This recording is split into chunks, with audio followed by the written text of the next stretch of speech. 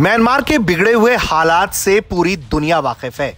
वहां पर सरकार को हटाकर सेना लंबे समय से सत्ता में काबिज है और वहां लगातार हालात युद्ध के बने हुए हैं, क्योंकि लगातार वहां पर सैन्य शासन का विरोध हो रहा है।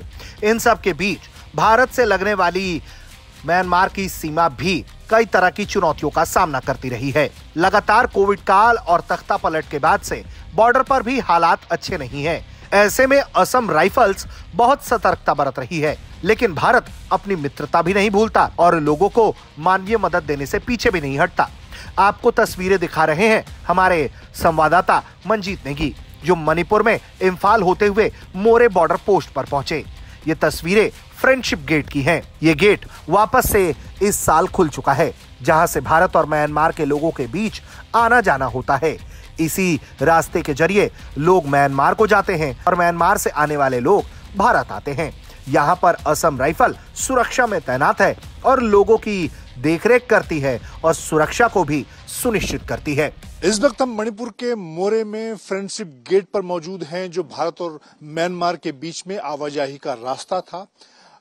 कोविड और उसके बाद म्यांमार में फौजी शासन के बाद ये गेट बंद कर दिया गया था, लेकिन इसी साल जनवरी में इसे फिर से खोला गया है, यानी कि यहाँ से लोगों की आवाजाही शुरू हुई है। अगर आप इस बॉर्डर को देखें तो वैसे भारत और म्यांमार के बीच में पूरा जो बॉर्डर है वो पोरस है, यानी कि खुला हुआ है। इस तरह के कोई फेंसिंग इस पर नहीं है।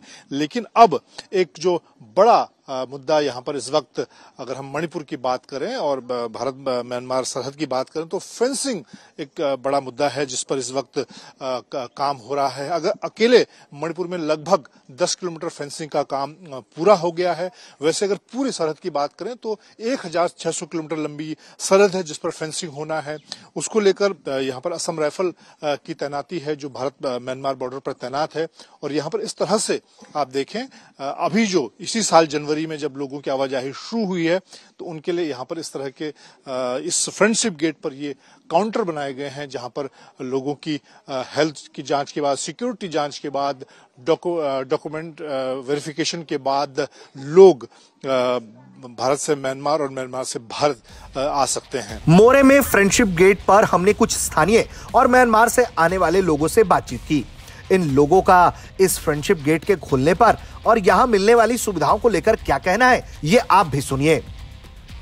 मैं म्यांमार में रहने वाली, मेरा नाम कुमारी है। मैं इधर दूध बिक्री करने आती हूँ। पहले तो आने जाने में बहुत मुश्किल था, भाग के छुप के डर के आ रहा था। अभी तो इधर में हम लोग को पास मिल रहा है, आने जाने में बहुत आसान है, बहुत खुश लगा। मेरा नाम कृष्णा बहादुर है, बर्मा का रहने वाला हूँ और भारत में आके थोड़ा सामान लेके बर्मा में जाके बिक्री करता हूँ। फिर बर्मा में जाने से बर्मा लोग सभी एक बॉर्डर पार करके आके सब्जी बिक्री करता है, लुगा कपड़ा बिक्री करता है। सब लोग काम अच्छा से चल रहा है। रास्ता खोलने से ये भारत ने ये रास्ता को ये वीजा बना के ये बॉर्डर पार करने का कागज बना के सब लोग को सुविधा मिल रहा है, काम चल रहा है। तो म्यांमार के नागरिक भारत में आते हैं और कारोबार करते हैं, भारत से सामान खरीदते हैं और वापस अपने देश को लौटकर वो सामान बेचते हैं। भारत लगातार ये सुनिश्चित कर रहा है कि हालात जैसे भी हो, आम लोगों के जीवन पर इसका असर न्यूनतम स्तर पर पड़े।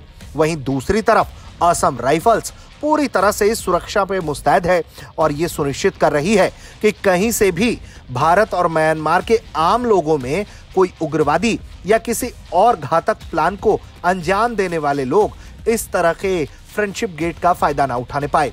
वहीं तस्करी करने वाले लोगों पर भी कड़ी निगरानी रखी जा रही है और दूसरी तरफ भारत म्यांमार के लोगों से अपना रिश्ता भी बखूबी निभा रहा है। मोरे बॉर्डर से मंजीत नेगी के साथ ब्यूरो रिपोर्ट, भारत तक।